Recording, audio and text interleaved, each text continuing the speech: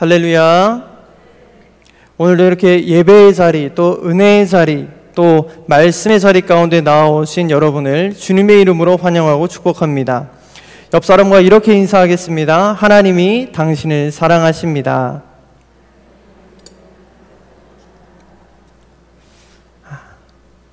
우리를 죽기까지 사랑하신 그 하나님 아버지의 놀라우신 은혜와 또 놀라우신 사랑이 오늘 예배하는 우리에게 충만하게 부어주시기를 간절히 소망합니다. 오늘 우리가 함께 살펴본 본문 느헤미야서입니다. 이 느헤미야서는 우리에게 그렇게 익숙한 책은 아닌 것 같습니다. 그러나 오늘 본문이 우리에게 주는 교훈은 아주 분명합니다. 오늘 우리는 느헤미야가 또 오늘의 본문이 어떤 교훈을 주고 있는지 함께 살펴보고 또 하나님께서 느헤미야와 이스라엘 백성들에게 행하신 일들을 살펴보면서 오늘 우리가 신앙인으로서 어떤 모습으로 살아가야 할지 함께 생각해 보고자 합니다. 우리가 너무나도 잘 알고 있듯이 하나님의 백성인 이스라엘 민족을 한 단어로 정의해 보면 어떻게 정의할 수 있을까요? 참 많은 정의들이 있겠지만 가장 대표적인 것은 언약이라는 단어로 정의가 될 것 같습니다. 하나님은 이스라엘 백성들과 언약을 세우셨습니다. 또 그 언약을 이루시기 위하여서 고통 중에 있던 이스라엘 백성들의 그 신음소리와 기도 소리를 들으시고 그들을 모세를 통하여 출애굽시키시지요.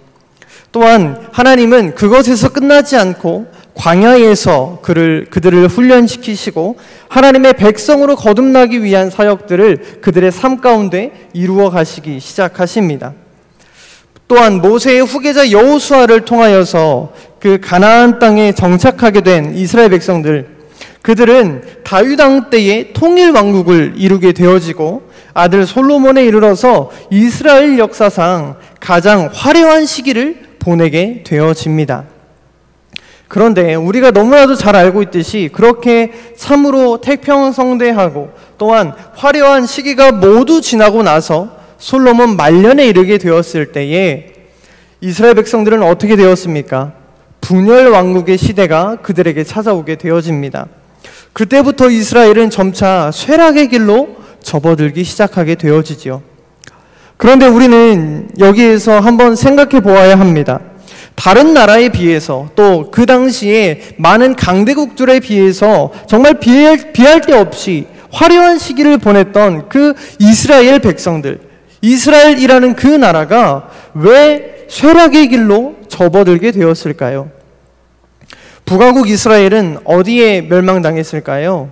아수르라는 나라 때문에 멸망당하게 되어지고 남유다는 바벨론이라는 나라에 점령당하고 대부분의 백성들은 바벨론의 포로로 사로잡혀 가게 되어집니다. 그들이 멸망하고 또 북이스라엘과 남유다가 하나님 앞에서 그렇게 멸망하게 된 이유가 있다면 그들이 하나님을 떠나서 우상숭배했기 때문에 그렇습니다. 하나님께서는 앞서 생각해 보았듯이 그들 이스라엘 백성들과 언약을 세우셨습니다. 또한 그 세우신 언약에 따라서 백성들을 너무나도 사랑하셨죠. 하나님이 이 언약 백성들에게 요구하신 것은 단 한 가지였습니다. 하나님을 사랑하고 하나님의 말씀에 전적으로 순종하는 것이었습니다. 하나님께 순종하면 그들은 복을 받게 될 것이고 말씀에 순종하지 않으면 그들의 삶에 심판과 저주가 임하게 될 것이고 또한 이방인들에게 사로잡혀가게 될 것이라고 성경 곳곳은 이야기하고 있습니다. 그런데 그들은 결과적으로 하나님의 언약의 말씀, 하나님의 말씀을 지키지 않았습니다. 하나님의 말씀을 업신 여겼습니다. 하나님의 말씀을 너무나 가볍게 여겼습니다. 하나님께서 금하신 이방인들과 통혼하고 결혼하고 가나안 땅의 각종 우상들을 섬기면서 그렇게 우상숭배의 길로 접어들었습니다. 그 결과 그들은 멸망의 길로 들어서게 되어지지요. 특히 바벨론에 의해서 멸망하게 된 그 남유다 백성들은 70년의 세월 동안 바벨론의 포로로 사로잡혀가게 되어집니다. 그런데 하나님은 너무나 신실하셔서 하나님께서 세우신 언약을 기억하셨고 선지자들을 통하여서 하나님의 때가 되어지면 하나님께서는 이스라엘의 남은 자들을 다시 이스라엘로 귀환시키시겠다고 약속하셨습니다. 그러면 그렇게 멸망하게 된 그 예루살렘 땅의 상황은 어땠을까요? 사마리아 관리들에 의해서 정말 착취를 당하고 있었고, 정치적인 탄압과 또한 주변 열강들에 의해서 군사적인 위협을 당하는 그런 처지에 놓여 있었습니다. 그럼에도 불구하고 이스라엘 공동체는 자신들을 방어할 수 있는 어떤 체제도 갖추지 못했습니다.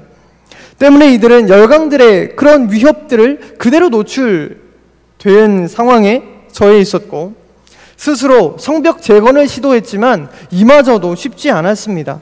이마저도 여러 방해들과 공작들로 인하여서 성벽 재건은 쉽지 않았던 상황.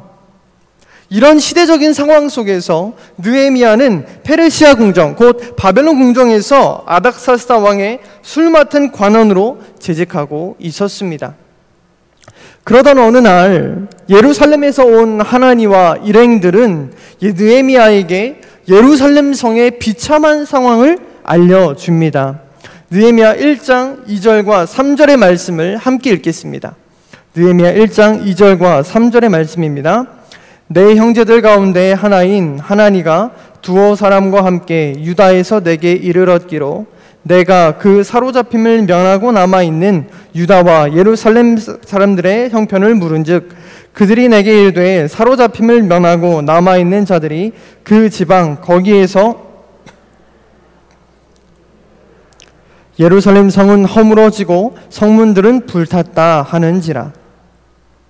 하나니와 일행들, 그들은 느헤미야에게 찾아갑니다. 찾아가서 유다와 예루살렘에 남아있는 사람들의 형편을 있는 그대로 가감없이 이야기하죠. 바벨론의 사로잡힘을 면하고 남아있었던 그 사람들, 그곳에서 큰 환난을 당하고 큰 능욕을 당하고 있다라는 사실이었습니다. 또 예루살렘 성은 그렇게 허물어지고 성문들은 모두 불타버렸다라고 있는 모습 그대로 이야기를 하죠. 정말 말씀을 읽는 우리가 읽기에도 참으로 안타까운 상황입니다. 그런데 우리가 여기에서 한 가지 생각해 보아야 할 것이 있다면, 환난을 당하고 또한 능욕을 당한 그들이 포로로 사로잡혀간 자들이 아니었다라는 것입니다. 환난을 겪은 사람들, 또 능욕을 당한 사람들은 사로잡힘을 면하고 예루살렘에 남아있던 사람들이었습니다. 여기에서 사로잡힘을 면했다라는 말을 한번 바꿔서 생각해 보면, 하나님의 주권적인 은혜로 말미암아 포로로 사로잡혀가지 않고 이스라엘 지역에서 계속 살게 되었다라는 말과도 같습니다. 하나님의 주권적인 은혜로 이스라엘 땅에 그렇게 남아 있었던 사람들, 바벨론의 포로로 사로잡혀가지는 않았지만 남겨진 자들의 삶이 그리 평탄하지는 않고 평안하지는 않았다라고 오늘 성경은 기록하고 있는 것이지요. 그런데 우리가 한번 이곳에서 생각해보면 참 이상합니다.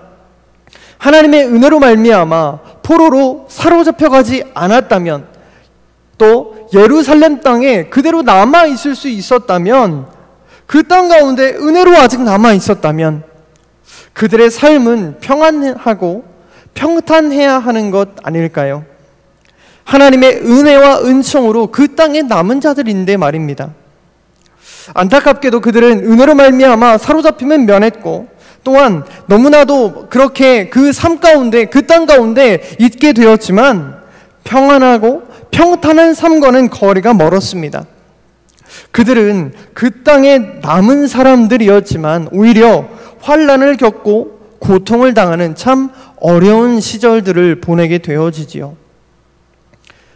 어쩌면 오늘 우리의 삶도 마찬가지인 것 같습니다. 우리는 하나님의 은혜로 말미암아 구원을 얻었습니다. 이 땅에서 성도로서의 삶을 살아가고 있습니다. 우리는 이 어두운 세상 가운데 하나님께서 이 땅 가운데 남겨놓으신 신앙의 남은 자들입니다. 그런데 오늘 우리의 삶의 모습을 한번 돌아보십시오. 평안하십니까? 평탄하십니까? 아닙니다. 날마다 큰 환난을 당하고 있고 큰 어려움들을 겪어가고 있고 육신의 질병과 또 우리 인생에 다가오는 여러 문제들 때문에 마치 이방인들에게 능욕을 당하는 것처럼 그리스도인으로서 참 우리 인생을 참 어렵게 살아갑니다. 코로나 바이러스로 인하여서 경기는 점점 어려워져만 가고 날마다 우리에게 다가오는 여러 현실적인 문제들 그리고 육신의 질병들 마치 우리가 큰 환난을 당하고 있는 것처럼 우리에게 다가오는 것이 우리의 현실입니다. 왜 하나님은 우리에게 이런 어려움들을 허락하실까요? 왜 하나님은 도대체 우리 인생에 있어서 이렇게 칠흑같이 어두운 밤들을 지나가게 하실까요? 지금도 여전히 쉬지 않고 일하시는 하나님을 경험하게 하시기 위함인 줄로 믿습니다. 이스라엘 땅에 남아있었던 그 백성들 큰 환난과 어려움을 겪고 있었지만 그들이 알지 못하는 시간에 또한 그들이 알지 못하는 곳에서 느헤미야라는 한 사람이 준비되고 있었습니다. 하나님은 남겨진 백성들을 위하여서 여전히 쉬지 않고 일하고 계셨고 그들에게 또 다른 구원 사역을 베푸시기 위하여서 느헤미야라는 한 사람을 계속 준비하고 계셨던 것입니다. 지금도 마찬가지입니다. 하나님은 지금도 여전히 우리의 삶 가운데 일하고 계십니다. 우리가 지금은 알 수 없고 또 우리가 지금 보이지는 않지만 하나님은 우리가 보이지 않는 그곳에서 우리가 알 수 없는 시간에 일하고 계신 줄로 믿습니다. 그래서 오늘 우리에게 필요한 것이 있다면 하나님의 때를 신뢰하는 믿음입니다. 하나님께서 우리 삶 속에서 여전히 일하고 계신다는 믿음입니다. 또한 하나님께서 우리 삶 속에 곧 역사하실 것을 바라보는 믿음입니다. 지금 우리의 눈에 보이지는 않지만 또한 하나님께서 우리 삶 속에서 여전히 일하고 계신다는 그 굳건한 믿음이 있을 때 우리는 눈앞에 다가오는 큰 환난 속에서도 담대할 수 있게 되어지고 여전히 계속되고 있는 그 능욕 가운데에서도 승리할 수 있게 되어지고 또한 여전히 어려운 현실 속에서도 현실 너머에 일하고 계시는 그 하나님을 바라볼 수 있는 눈이 열려지게 될 줄로 믿습니다. 사랑하는 성도 여러분, 힘을 내십시오. 하나님이 지금 우리 삶 속에서 일하고 계십니다. 조금만 더 인내하십시오. 하나님께서 지금 우리를 구원하시기 위하여서 준비하고 계십니다. 끝까지 소망을 품으십시오. 하나님이 우리와 함께 하십니다. 지금 우리가 환난과 능욕 가운데 있다 하더라도 여전히 일하고 계시는 그 하나님을 붙잡는 굳건한 믿음이 오늘 우리에게 있어지게 되시기를 주님의 이름으로 간절히 소망합니다. 그렇게 하나님께서 준비하신 사람 느헤미야라는 그 한 사람, 예루살렘 성은 허물어지고 성문들은 불탔다라는 소식을, 안타까운 소식을 전해 듣게 되어집니다. 이에 느헤미야는 이 말을 듣고서 정말 앉아서 울고 수일 동안 슬퍼하면서 하늘의 하나님 앞에 금식하며 기도하기 시작했다라고 성경은 기록합니다. 오늘 본문 4절부터 11절에 우리가 함께 읽은 이 본문 가운데 기록되어져 있는 이 느헤미야의 기도는 우리가 본받을 점이 참 많습니다. 먼저 느헤미야는 기도의 대상을 분명히 했습니다. 또한 이스라엘 민족의 죄악을 남의 죄악으로 여기지 않고 나의 죄악으로 인정하는 기도를 올려드렸고, 이 어려움들을 겪게 된 것이 하나님 때문이 아니라 이스라엘 백성들 또 그들이 하나님 앞에서 언약을 지키지 않았기 때문이다라는 것을 정확하게 고백하면서 기도를 올려드리고 있습니다. 그 기도 속에서 느헤미야는 하나님의 언약과 긍휼에 호소하면서 기도를 마무리하고 있죠. 하나님께서는 이렇게 느헤미야의 기도를 들으시고 느헤미야를 왕의 술관원이 되게 하셔서 예루살렘 성벽 재건을 위한 사역들을 감당케 하십니다.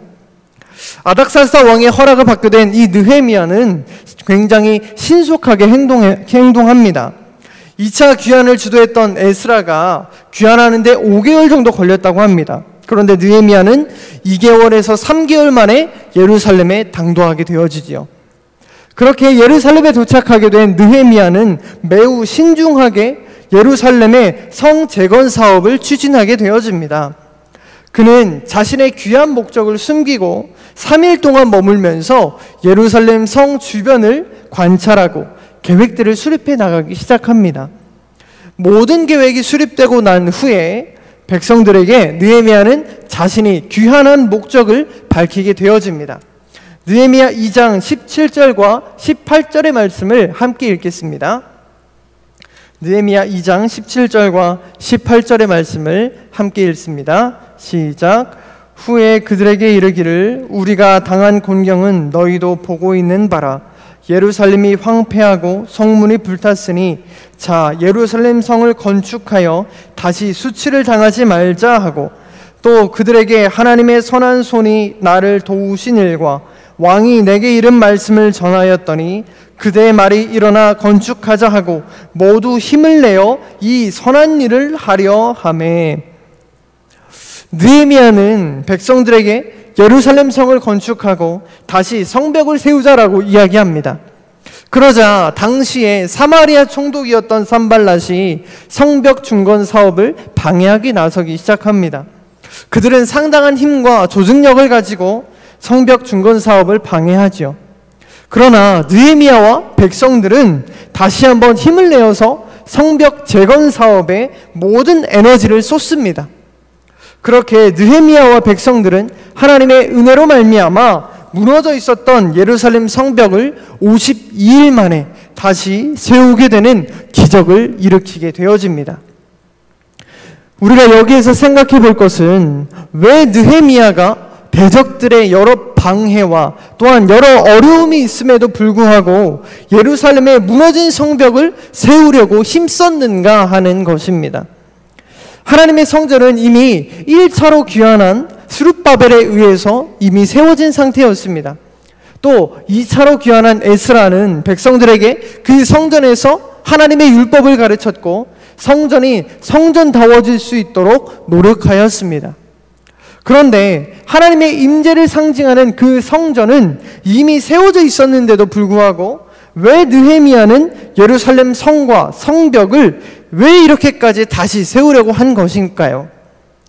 예루살렘 성벽은 이방인들로부터 하나님의 백성을 물리적으로 분리시켜주는 벽임과 동시에 율법으로 세워진 영적인 경계선이었기 때문에 그렇습니다.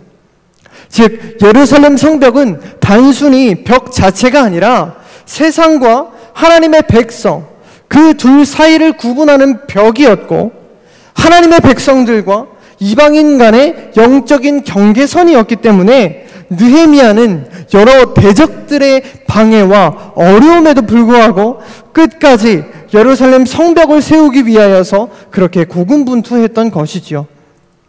어쩌면 오늘 우리의 삶도 마찬가지인 것 같습니다.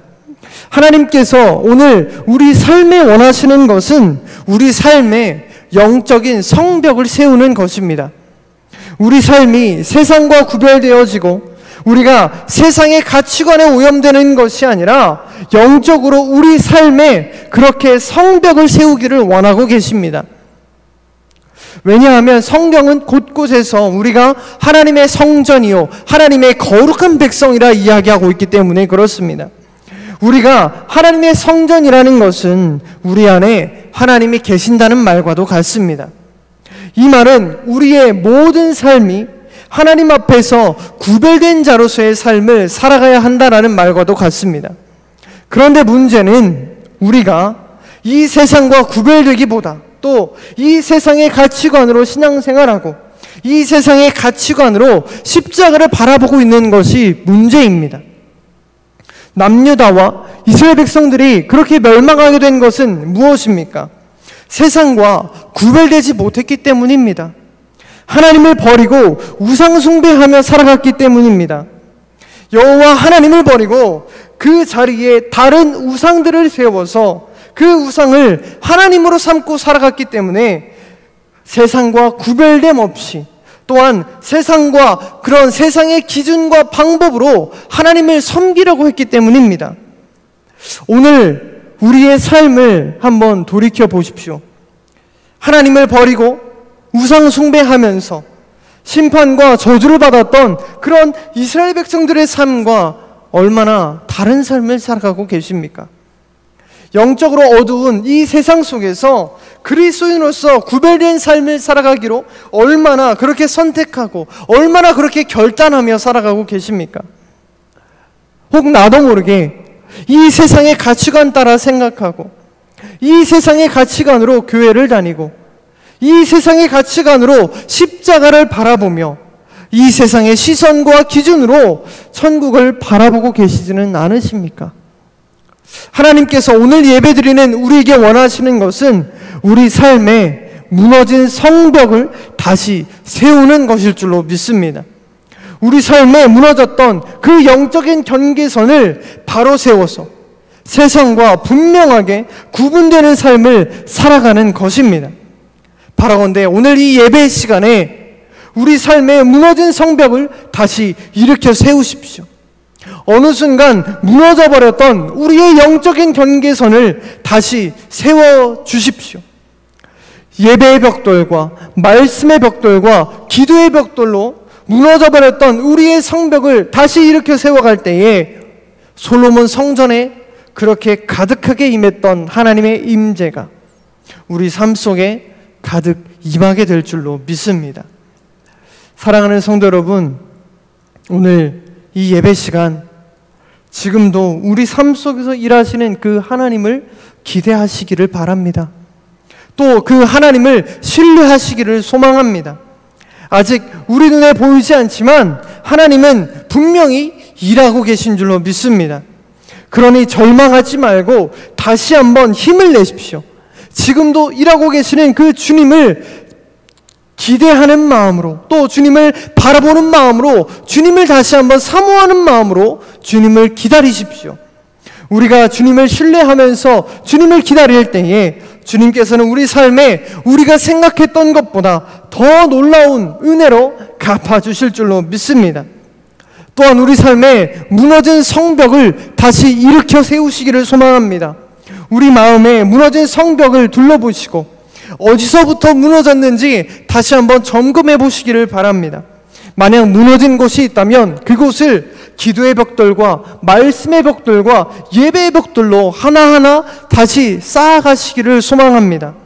그렇게 성벽, 영적인 경계선을 세워갈 때에 느헤미야와 백성들이 겪었던 것처럼 어쩌면 이 세상은 우리를 방해하고 이 사탄은 우리를 너무나도 넘어뜨리려 그렇게 노력하겠지만, 그렇게 어려움이 다가올 수 있겠지만, 그럼에도 불구하고 그렇게 한 걸음 한 걸음 무너진 성벽을 세워나갈 때에 이 세상과 구별됨이, 또한 이 세상과 구분됨이 우리 삶에 있어지게 될 줄로 믿습니다. 남은 한 주간도 우리의 무너진 성벽을 다시 세우시는 저와 여러분이 되어지시기를 주님의 이름으로 간절히 소망하며 또 간절히 바랍니다. 기도하겠습니다.